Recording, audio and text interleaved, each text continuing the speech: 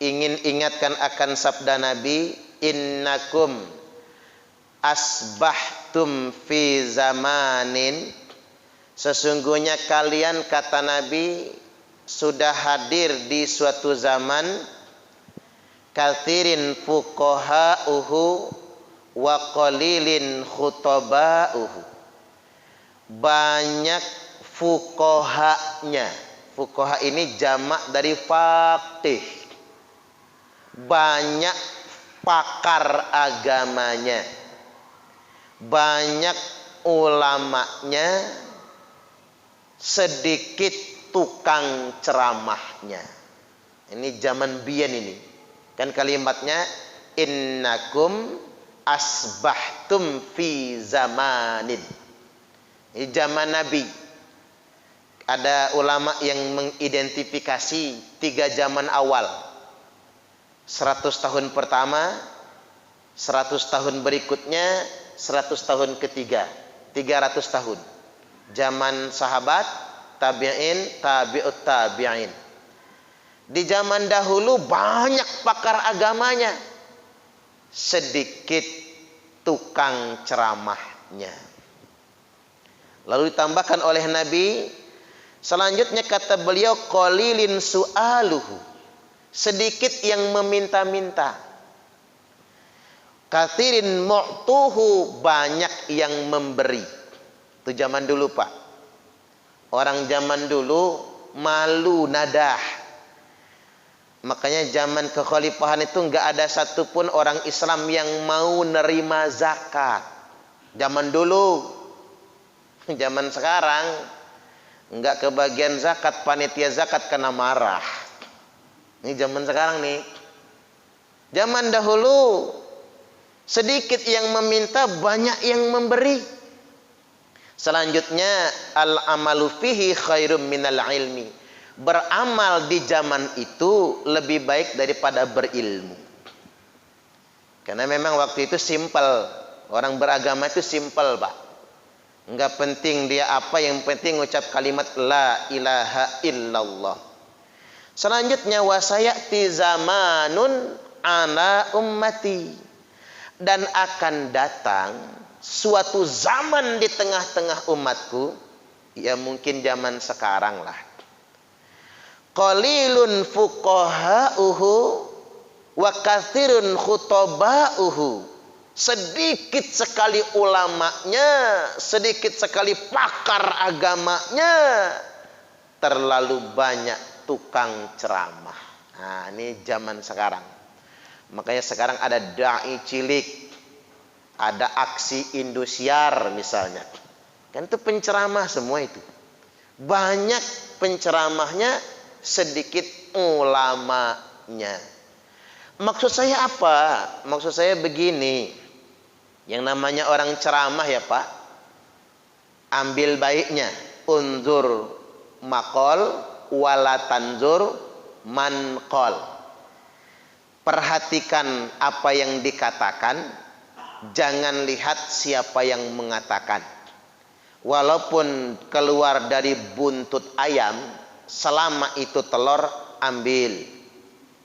Walaupun keluar dari buntut sahrinong, selama itu kuning, jangan.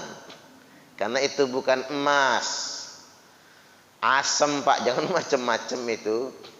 Najis mutawassithah. Artinya kita lihat baiknya, jangan lihat orangnya. Maksudnya begini, zaman sekarang ini yang banyak itu mubaligh, penyampai. Yang banyak itu dai, pendakwah. Mubaligh, dai, khutbah, khatib, pengkhutbah. Itu yang banyak. Dan ingat, dari semua penceramah itu belum tentu ulama.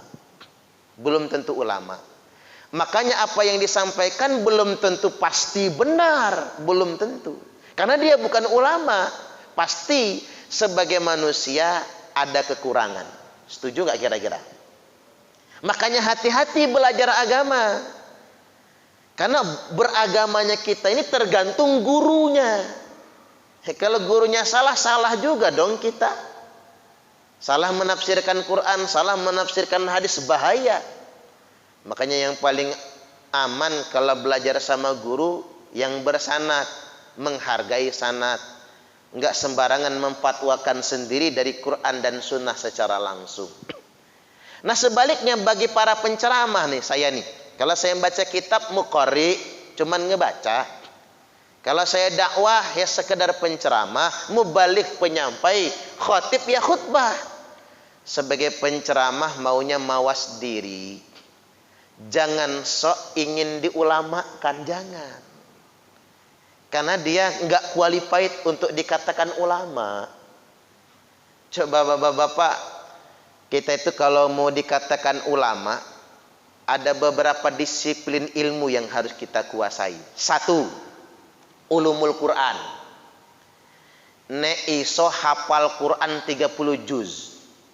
Enggak, saya tanya, di sini ada enggak yang hafal 30 juz? Saya aja enggak hafal soalnya, Pak. Dari situ enggak masuk ulamanya. Itu baru hafalan loh. Dikatakan ulumul Quran itu bukan ngapal, bukan semata-mata ngapal. Ngerti tajwidnya, tahsinnya, ngerti tafsirnya, asbabun nuzulnya. Wah luar biasa Pak. Enggak masuk kita. Satu ini baru satu. Dua sekarang, ulumul hadis. Ngerti ilmu hadis, ngerti sanad, ngerti matan, mana dhaif, mana sahih. Ya kayak saya ambil contoh misalnya, kita pengen nyampe di gelar Al-Hafiz saja, itu minimal harus hafal 100.000 hadis. Ada yang hafal 100.000 hadis di sini? Sa-Indonesia ini belum ada loh Pak yang hafal 100.000 hadis. Jadi jangan, kalau kata orang Jasing apa ya, orang Jawa itu gumede gitu ya. Jangan merasa besar pala, mentang-mentang baca 1-2 ayat pengen disebut ulama. Jangan, karena nggak qualified. Dari ulumul hadis nggak masuk. Masuk yang ketiga, fikih, usul fikih. Ditanya fikih aja belepotan. Sebutkan 13 rukun sholat, belepotan. Apa ya? Mohon maaf Pak, saya tuh pengen ngetes lah anak SMA, anak aliyah, MTS, SMP itu hafal nggak rukun sholat? Tahu nggak rukun wudhu? Borok-borok belajar usul fikih, fikihnya aja belum tamat tuh misalnya. 3. Yang nomor 4, nomor 3 aja udah belepotan di kita. Nomor 4, ngerti lughah bahasa Arab. Ngerti ilmu nahu, belajar apa? Jurumiyah, Imriti, Alfiyah Ibnu Malik. Kitabnya aja nggak hafal ya Pak ya. Ngerti ilmu sorof, hafal tasrif, belum balaghah dan sebagainya. Luar biasa. Bahasa Arab 4. Nomor 5, mengerti tarikh, sejarah. Ini penting banget. Makanya untuk ke level ulama itu tangeh betul. Untuk ke level ulama. Makanya kalau ulama menguasai 5 ilmu pengetahuan ini saja. Dia menguasai ulumul Quran, menguasai ulumul hadis, menguasai fikih, usul fikih, menguasai bahasa Arab, dan menguasai tarikh. Pantas disebut ulama. Dalam kategori hadis, ulama warasatul anbiya. Innal ulama'a warasatul anbiya. Sesungguhnya ulama itu pewaris para nabi. Itu pantas disebut itu. Makanya ulama itu Pak, kalau ilmunya banyak, enak juga mendengarkan ceramahnya. Enak mendengarkan ceramahnya. Begini nih, saya ambil contoh sederhana saja. Kita kalau nggak ngerti ilmu, fatwa bisa salah. Contoh begini. Dalam surah Fatir itu kan ada ayat yang belakangan agak populer disebutkan. Innama yakhsallaha min ibadihil ulama. Sesungguhnya semata-mata yang takut kepada Allah dari hamba-hambanya adalah ulama. Itu Pak, kalau dikupas oleh orang yang nggak ngerti bahasa Arab, kacau itu. Kucing jadi ulama karena kucing takut sama Allah. Anjing bisa jadi ulama karena anjingnya takut sama Allah. Kalau dikupas oleh orang yang nggak ngerti. Tapi kalau dikupas oleh orang yang mengerti, innama itu kan itsbatul lima yudkaru ba'dahu wa nafyu lima siwahu. Menetapkan apa yang disebutkan setelahnya dan meniadakan apa yang tidak disebutkan. Kata innama itu mengikat kalimat terakhir. Innama itu mengikat kalimat yang terakhir. Maksudnya apa? Innama yakhsallaha min ibadihil ulama. Sesungguhnya semata-mata, karena dia ngikat itu. Sesungguhnya semata-mata yang bisa takut kepada Allah dari hamba-hambanya adalah ulama. Nih, dimainin anak-anak apa namanya? Langsung bunyi dia. Sesungguhnya semata-mata yang bisa takut kepada Allah itu cuman ulama. Itu maksud hadis ini, ayat ini. Mengapa ulama itu hanya bisa takut kepada Allah? Karena dia punya alatnya, punya ilmunya. Jadi kalau kita benar-benar ingin takut kepada Allah, maka capailah makomnya ulama.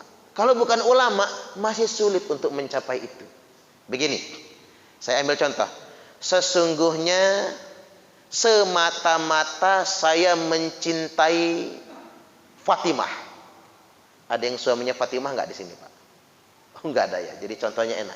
Sesungguhnya semata-mata saya mencintai Fatimah. Apa artinya kalimat itu? Tidak ada wanita yang dia cintai kecuali cuman Fatimah. Karena kalimat terakhirnya Fatimah. Akan berbeda kalau kalimatnya begini. Sesungguhnya semata-mata saya mencintai Fatimah karena kepintarannya. Jadi bukan Fatimahnya yang dia cintai sebetulnya, tapi kepintaran Fatimah. Beda, kan beda. Tergantung kalimat ujungnya. Akan beda lagi kalau kalimatnya begini. Sesungguhnya semata-mata saya mencintai Fatimah karena kepintarannya dalam hal agama. Berarti cintanya sama Fatimah bukan sekedar karena kepintaran, tapi karena ilmu agamanya. Tergantung ujungnya apa.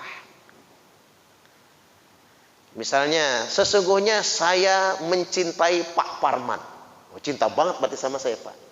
Asal jangan jeruk makan jeruk aja ya. Tapi sesungguhnya saya mencintai Pak Parman karena senyumnya. Berarti senyum saya yang disukai, bukan sayanya. Nah, tergantung akhirnya. Makanya tadi sesungguhnya semata-mata yang bisa takut kepada Allah hanyalah ulama. Jangan diterjemahkan salah. Sesungguhnya yang takut sama Allah adalah ulama. Ya kacau dunia ini. Kucing jadi ulama, anjing jadi ulama nantinya hanya gara-gara dia takut sama Allah. Itu maksud saya. Penting sekali dari segi ilmu bahasa Arab dan sebagainya. Para penceramah hendaklah mawas diri, jangan minta diulamakan. Apalagi sekarang ini orang pengen diulamakan, bisa ceramah dikit pengen diulamakan. Kalau nolak dia nentang ulama, jangan. Manusia bisa benar bisa salah. Kalau orang bicara Quran dan Sunnah, belum tentu begitu maunya Quran dan Sunnah, belum tentu. Itu penafsiran dia tentang Quran dan Sunnah. Jadi umat mawas diri, para penyampai agama pun hendaknya mawas diri. Jangan mengikuti hawa nafsu, itu maksudnya. Baik, yang kedua Allah ingatkan. Yang berikutnya nih, saya kembali ke hadis ini tadi dulu ya. Selesaikan dulu hadisnya. Zaman sekarang banyak penceramahnya sedikit pakar agamanya. Walaupun boleh saja Pak. Jadi penceramah itu tidak harus jadi ulama dulu, tidak. Kan ada keterangan balighu anni walau ayah. Sampaikan ajaranku kata Nabi, walaupun cuma satu ayat. Tidak apa-apa, semampu kita. Asal tadi kita mawas diri. Apa yang kita pahami belum tentu itu maunya Quran dan Sunnah. Makanya jangan pernah berhenti belajar. Itu yang disebut dengan mawas diri. Selanjutnya, kathirun su'alu. Di akhir zaman kata Nabi, banyak peminta-minta, banyak yang suka minta. Wa qalilun mu'tuhu, sedikit yang memberi. Saya pernah ngitung itu. Lewat jalan Sultan Agung itu, Pak. Bolak-balik jalur ke sono, bolak lagi ke sini, ada 70 yang bawa rongsokan itu. Pikir saya kalau betul-betul narik rongsokan, bersih itu jalan. Jadi maksudnya begini, kedoknya rongsokan tapi buat nada. Betul kata Nabi, di akhir zaman banyak orang meminta, sedikit orang yang memberi. Proposal, makanya kita ini lagi bangun pondok pesantren di Pajar Baru, Pak. Banyak teman-teman itu minta proposalnya. Nah ini saya yang berat itu. Saya tuh pengen ngamal tuh kalau bisa orang sedekah itu tanpa proposal gitu. Kayak kita digerakkan serbu itu Pak Haji ya. Nggak perlu diminta gitu, orang transfer. Maunya saya itu begitu. Karena kalau proposal itu kesannya tuh nada. Meminta-minta kesannya. Saya punya pengalaman menarik. 2008 itu suatu hari saya diminta khutbah ke Masjid At-Tanwir, kantor gubernur. Jadi karena saya nggak punya motor, saya minta jemput. Yang jemput Pak Rasidi, uaknya Zulkarnain itu. Jadi Pak Rasidi jemput pakai motor CB lama itu kalau nggak salah ya dulu, ke kantor gubernur. Terus diumumkan yang khutbah hari ini Ustadz Suparman Abdul Karim LC. Dikasih LC, pikir saya. Kata saya nggak punya gelar LC loh Pak. Nggak apa-apa, biar pejabatnya itu ngedenger katanya. Ini masih muda, pejabatnya nggak mau dengar nanti malahan. Ya udahlah, yang bohong yang penting bukan saya, kata saya. Yang bohong silahkan pengurus Masjid At-Tanwirnya. Nah mungkin cocok sama khutbah saya itu Pak, dijadwal terus saya. Enggak lama ada yang ngomong, Ustadz mau nggak umroh? Ya maulah kata saya. Nah kalau mau umroh katanya Ustadz ngurus surat keterangan tidak mampu. Nah inilah yang jadi soal Pak. Itu yang jadi soal. Kalau saya buat surat keterangan tidak mampu, takut permanen nantinya. Ini yang jadi soal. Padahal lurahnya kenal saya sama lurah Waidadi itu. Tinggal minta aja. Pak bisa nggak nanti habis saya daftar surat keterangan tidak mampunya saya ambil lagi, kata saya. Nggak boleh katanya. Harus jadi arsip. Waduh.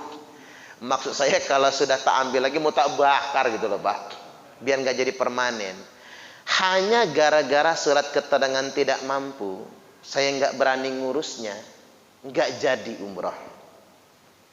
Tapi nggak lama dari situ saya dilunasi berangkat haji. Alhamdulillah tanpa harus buat surat keterangan tidak mampu. 2008 akhir ditawarin umroh nggak jadi. 2009 awal dapat transferan biaya haji. Berangkat 2012. Ini hikmahnya ternyata. Makanya saya mohon sama bapak-bapak, kalau pemerintah nyuruh buat keterangan tidak mampu, lebih baik jangan. Nanti jenengan melarat selamanya ya Pak. Ngapura, takut melarat selamanya. Kita ini hidup itu jangan nada lah kalau bisa Pak, ngasih kalau bisa itu. Bukan sok kaya, bukan. Saya sudah ngalamin soalnya yang demikian. Terus bagi-bagi gas. Semua orang dapat gas yang 3 kilo dulu kan. Saya nggak dapat, padahal saya ngontrak lah. Rumah saya kebanjiran terus, kos-kosan saya itu. Kata dia, boleh Pak dapat gas yang begini, tapi urus dulu surat keterangan tidak mampu. Nggak jadi akhirnya Pak. Udah, saya pengennya sugih kata saya. Beli aja saya gas yang gede. Yang gede sama kompornya habis 700.000. Uang segitu gede banget waktu itu Pak. Tapi gara-gara nggak mau tuh, permanen nggak mampunya. Saya heran dengan mental orang zaman sekarang. Kerjaannya selfie, jalan-jalan ke kampung Vietnam, yang baru ya. Wisata ke Mutun, kalau makan di-upload di Instagram, Facebook, jadiin status di WhatsApp. Dibilang miskin marah, nggak dapat bantuan, ngamuk ya Pak ya. Allahu Akbar. Indonesia ini banyak orang kaya tapi mentalnya miskin. Benar tuh kata hadis ini. Al ilmu fihi khairum minal amal. Dan ini Nabi yang sebutkan, berilmu di zaman itu lebih baik daripada beramal. Ini keren Pak. Berilmu di zaman itu lebih baik daripada beramal. Maksudnya begini, benar apa yang disebutkan, tidurnya orang alim itu lebih baik daripada ibadahnya orang bodoh. Jadi kita ini harus getol mencari ilmu, mendalami ilmu. Harus getol.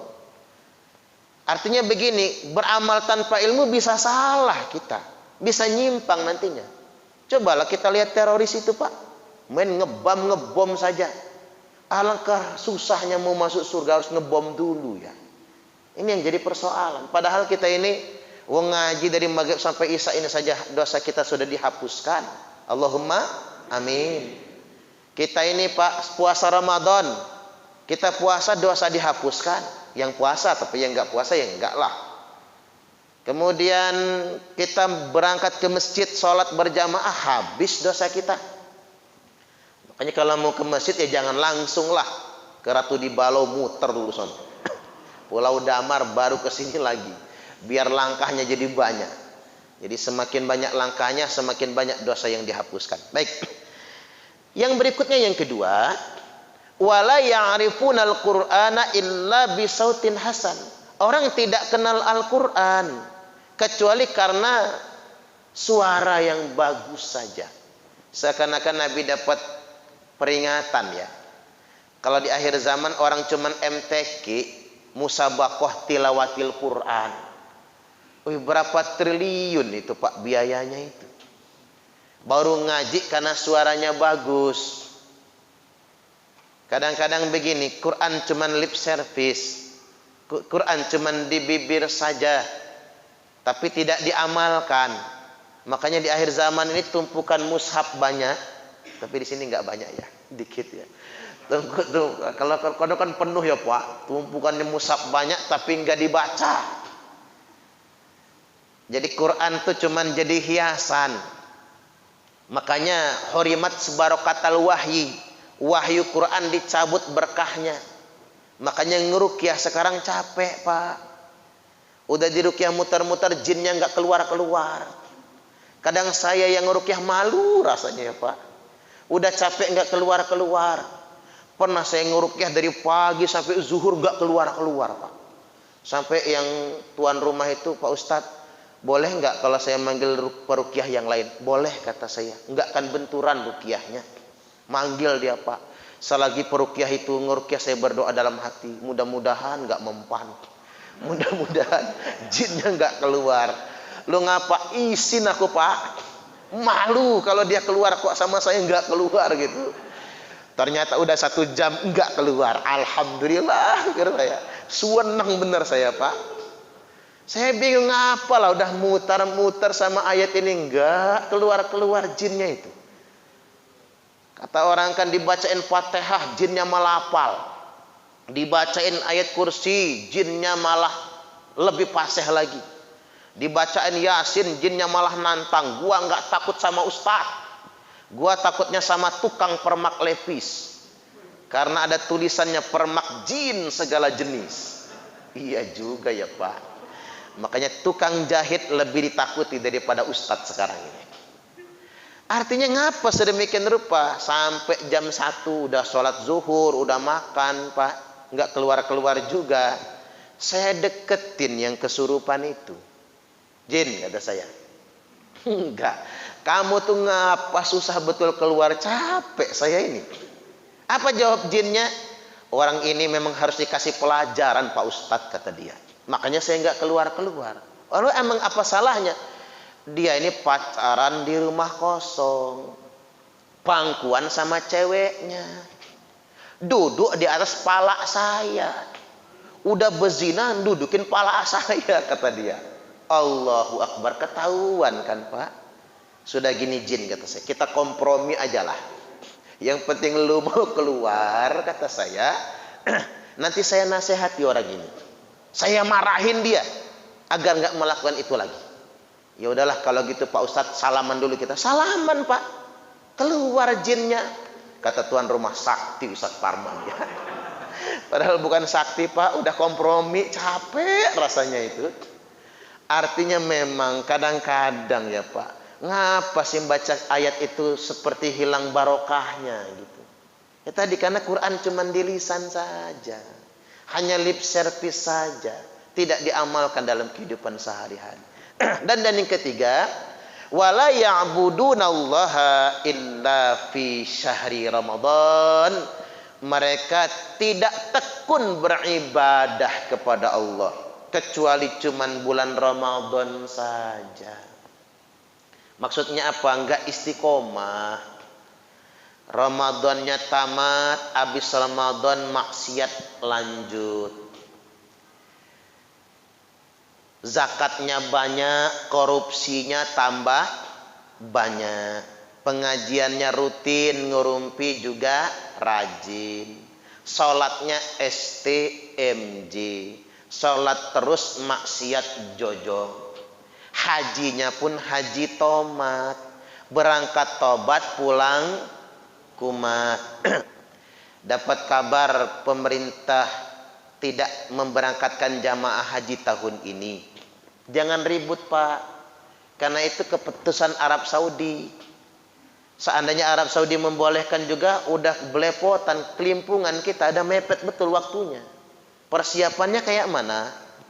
Jadi ada 13 negara kalau nggak salah ya, yang masih dilarang masuk Mekah. Justru negara yang ngirim jamaah haji paling banyak. India, Pakistan, Indonesia. Itu yang jamaahnya banyak, ngirim jamaah haji. Itu malah dilarang masuk ke tanah suci. Tetapi maksud saya begini. Jangan jadikan ribut kayak di media sosial. Kita mawas diri saja. Indonesia itu ngirim jamaah haji paling banyak dari semua negara. Paling banyak kita ngirim jamaah haji. Tapi Nabi ingatkan, al-hajju qalil. Bukan Nabi ya Pak, ini perkataan ulama kemungkinan besar. Saya belum menelitinya sumbernya dari mana ya. Al-hajju qalil warakibu katsir. Yang benar-benar haji itu cuman sedikit sekali. Yang banyak itu cuman pelesiran, jalan-jalan saja. Belakangan haji kan sudah jadi pelesiran kan? Iya kan? Sudah jadi pelesiran Pak, sibuk selfie di depan Ka'bah. Jadi zaman sekarang ini orang selfie upload. Orang mendoakan orang mati aja pakai Facebook sekarang. Mbahku baru saja meninggal dunia, mohon doanya, sambil emot nangis itu. Iya, malaikatnya bukan amin pret, kata malaikat. Mohon maaf doa di Facebook, di WhatsApp itu. Emang mempan doa begitu? Doa yang ngabarin boleh lah ya, tapi doa yang benar yang baca Yasin lah. Berdoa mendoakan orang meninggal dunia. Apalagi apa? Jangan terjebak dengan zaman media sosial ya. Akhir-akhirnya kita mengurangi ibadah kita semua. Mungkin belakangan orang di sekeliling Ka'bah sudah sibuk selfie, upload video dan YouTube di Instagram, tidak fokus beribadah kepada Allah Subhanahu wa taala. Mungkin begitu. Makanya Allah beri peringatan, stop dulu haji umrohnya. Biar kita semua mawas diri. Nah, sebaiknya kita berpikirnya enggak ke sana. Ada orang bijak berkata, orang kaya bolak-balik umroh dengan alasan rindu rumah Allah. Padahal Allah lebih rindu dengan orang kaya yang berbagi dengan fakir miskin. Iya juga ya Pak. Walaupun pelesiran ke Mekah lebih baik daripada pelesiran ke Eropa, saya tetap ingin meluruskan, ya kalau ke Mekah itu sekedar pelesiran, yuk duitnya kita sisihkan, kita bagikan kepada fakir miskin. Enggak salah kok kita banyak duit, lalu ingin haji umroh, enggak salah. Sama sering saya sampaikan, orang kaya beli mobil 10 miliar. Karena dia mampu, ya silakan duit-duit dia. Tapi mbok yau enggak usah pamer. Sakit hati yang enggak kebeli beras. Ya Pak ya. Ada artis Pak beli bathtub, tempat mandi itu harganya 3 miliar. Emang sih duit dia, tapi mbok yau jangan pamer ge. Kita mandi aja pakai bak bocor gitu ya. Dia pakai bathtub 3 miliar. Oi, keterlaluan. Hak mereka mau beli tas miliaran Pak, koleksinya 1 lemari penuh, hak mereka. Tapi mbok yau yang nggak usah dipamerkan juga kali. Kasihan ada orang-orang yang tidak mampu. Mari kita berbagi dengan sesama. Banyak orang-orang yang di PHK, buruh yang dirumahkan dan lain sebagainya. Usaha kecil, menengah ke bawah itu kolaps semua sekarang Pak, karena masa pandemi ini. Baik, demikian dulu kita buka tanya jawab. Saya persilahkan. Pertanyaannya bebas.